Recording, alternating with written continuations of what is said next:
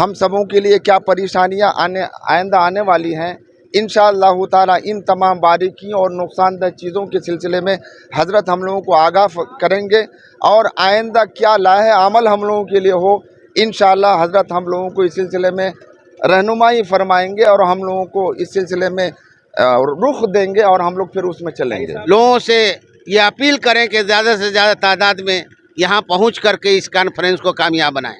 ज़ोरों शोर के साथ तमाम काम हो रहे हैं, इसलिए मैं तमाम बेला तफरीक मज़हब मिल्लत और तमाम मिली तंजीमों से मैं ये गुजारिश करूँगा कि आप ज़्यादा से ज़्यादा तादाद में शरीक हों। नमस्कार, आप देख रहे हैं एचओ न्यूज़। मैं हूँ आपके साथ आरिफ हयात। वक्फ बचाओ कॉन्फ्रेंस की तैयारी को लेकर आज ढाका आज़ाद मदरसा में एक मीटिंग की गई। आज ढाका आज़ाद मदरसा में जो कमेटी के लोग हैं, इन लोगों ने बैठक किया, सभी पहलुओं पे बातचीत हुई। बातचीत करने के बाद जहाँ पे जो पंडाल बनाया जा रहा है, यानी जहाँ पे ये कॉन्फ्रेंस होने वाला है, सभी तैयारियों का जायजा लिया कमेटी के लोगों ने। आज़ाद मदरसा में इस वक्त जो कार्यक्रम स्थल है, जिसकी तैयारी काफी जोरों शोर पे चल रही है, बड़ी संख्या में वहाँ पे जो मजदूर हैं पंडाल को बनाने में लगे हुए हैं। खास बात आपको बता दें कि इस कार्यक्रम में अमीर शरीयत हजरत मौलाना फैसल वली रहमानी शिरकत कर रहे हैं, जिसके बाद बताया ये जा रहा है कि लगभग 10,000 के करीब लोग इस प्रोग्राम में शिरकत करेंगे और इस प्रोग्राम का हिस्सा बनेंगे। आज के इस बैठक में हजरत मौलाना नजरुल मुबीन इमाम खतीब जामी मस्जिद ढाका, काजी अतहर जावेद, मौलाना अमानुल्लाह, मौलाना मुजीब, मौलाना जावेद, हामिद जफर, डॉक्टर तारिक जफर सहित इस कॉन्फ्रेंस कमेटी के दर्जनों लोग आज के इस मीटिंग में मौजूद थे। मीटिंग खत्म होने के बाद कमेटी के लोगों ने हमारे संवाददाता से बातचीत करते हुए क्या कुछ कहा है, आइए देखते हैं हम इस रिपोर्ट में। वक्फ बचाओ कॉन्फ्रेंस जो 2 मई को आज़ाद मदरसा में होना है, इसकी तैयारी शुरू कर दी गई है। सभी लोगों की मीटिंग जो हुई है, क्या कहना चाहेंगे और तैयारी को लेकर खासतौर से? तैयारी अल्हम्दुलिल्लाह शुरू हो चुकी है और हम उम्मीद करते हैं कि कल जुमा से पहले तक के ये इंशाअल्लाह मुकम्मल तौर पर तैयार आपको ये जगह मिलेगी जहाँ पर कॉन्फ्रेंस होने जा रही है। कितने मुकर्रिर इसमें आ रहे हैं लगभग? इसमें इमारत शरिया से एक मुअक्कर वफ़द आ रहा है, जिसकी क़यादत अमीर शरीयत हज़रत अहमद वली फैसल रहमानी साहब, अमीर बिहार, उड़ीसा, झारखंड व मगरबी बंगाल तशरीफ़ ला रहे हैं। और साथ ही साथ हमारे नायब नाज़िम मौलाना अहमद हुसैन कासमी मदनी दामत बरकातहुम भी तशरीफ़ ला रहे हैं। कितने लोगों के आने की संभावना है? हम उम्मीद करते हैं कि इंशाअल्लाह 10,000 से ऊपर मजमा यहाँ आएगा। कल जुमा का दिन है, जो इमाम खतीब है हर गाँव के, सभी लोगों से क्या आपका अपील रहेगा? हम तमाम लोगों से यही अपील करते हैं कि ये कॉन्फ्रेंस जो 2 मई बरोज़ जुमा बाद नमाज मगरिब तायशा बमुकाम आज़ाद मदरसा इस्लामिया ढाका के अंदर जो होने जा रही है, लोगों से ये अपील करें कि ज़्यादा से ज़्यादा तादाद में यहाँ पहुँच करके इस कॉन्फ्रेंस को कामयाब बनाएं। काजी साहब, इस कॉन्फ्रेंस के आप कन्वीनर है और आपकी देख रेख में पूरा कार्यक्रम होना है। कार्यक्रम की तैयारी लगभग जोरों शोर पे चल रही है जी। क्या कुछ आज पाया गया, क्या बातें हुई मीटिंग में?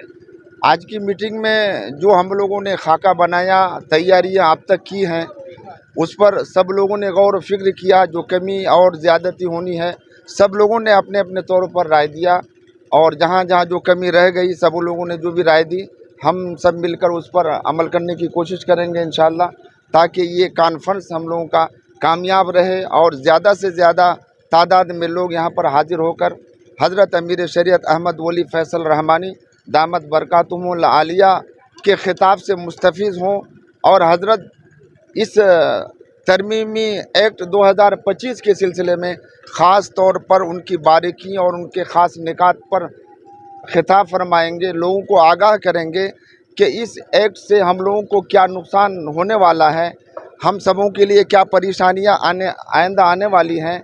इंशाअल्लाह ताला इन तमाम बारीकियों और नुकसानदेह चीज़ों के सिलसिले में हज़रत हम लोगों को आगाह करेंगे और आइंदा क्या लाहे अमल हम लोगों के लिए हो, इंशाअल्लाह हज़रत हम लोगों को इस सिलसिले में रहनुमाई फरमाएंगे और हम लोगों को इस सिलसिले में रुख देंगे और हम लोग फिर उसमें चलेंगे। हजरत अमीर शरीयत का खिताब कितने बजे से शुरू होगा आज़ाद मदरसा में सर?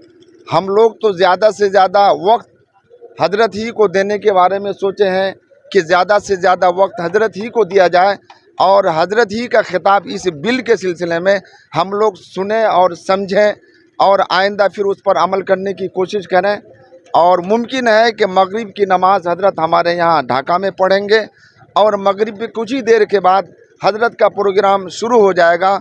इसलिए मैं तमाम आवाम से दरख्वास्त करूँगा, खुसूसन तमाम अइम्मा हजरात से, कि अपने अपने मसाजिद में इसका ऐलान भी फरमाएं और सभी लोग मगरिब से पहले असर की नमाज़ पढ़ने की कोशिश करें ताकि मगरिब के बाद जो ही प्रोग्राम शुरू हो आप सभी हजरात उसमें शरीक रहें। मगरिब के तुरंत बाद कार्यक्रम शुरू हो जाएगा? जी, मगरिब के बाद बिल्कुल फ़ौरन प्रोग्राम शुरू होना तय है।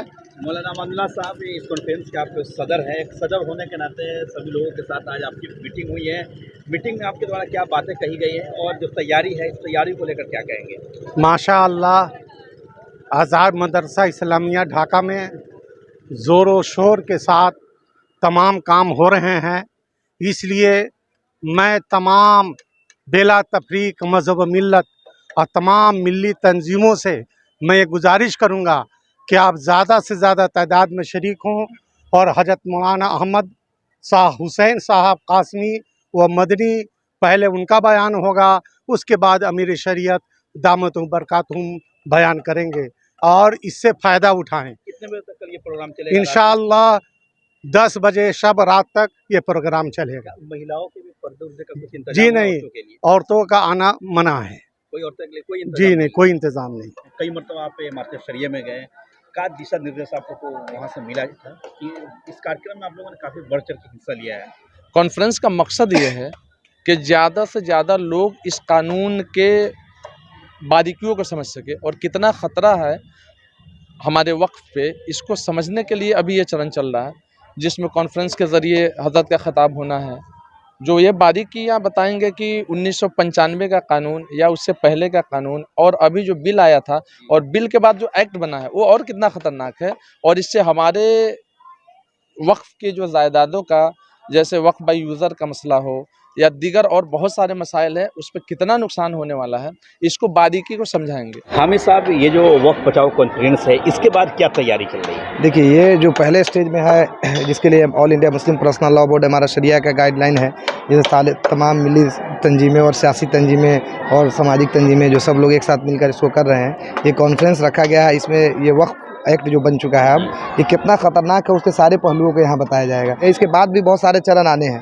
तो 5 मई तक ये चरण चलता रहेगा। उसके बाद विरोध प्रदर्शन धरना जो गाइडलाइन आएगा हमारे तंजीमों का, उसके हिसाब से हम लोग करेंगे। सरकार पे कुछ असर पड़ेगा? बिल्कुल पड़ेगा, जब हम लोग जगेंगे। भाई, जमहूरी मुल्क में रह रहे हैं, अगर ये कानून आया है पूरी तरह से ये असंवैधानिक कानून है और इसके कानून में जितने भी चेंजेस किए गए हैं, जितने भी रद्द किए गए हैं, वो बहुत ख़तरनाक है, वो किसी तरह से किसी पैमाने पर नहीं आता। इसलिए सुप्रीम कोर्ट में अगर टेस्ट किया बहुत सारे उसके पहलुओं पर बहुत सख्त नाराज़गी जाहिर की है और वक्त दिया है सरकार को।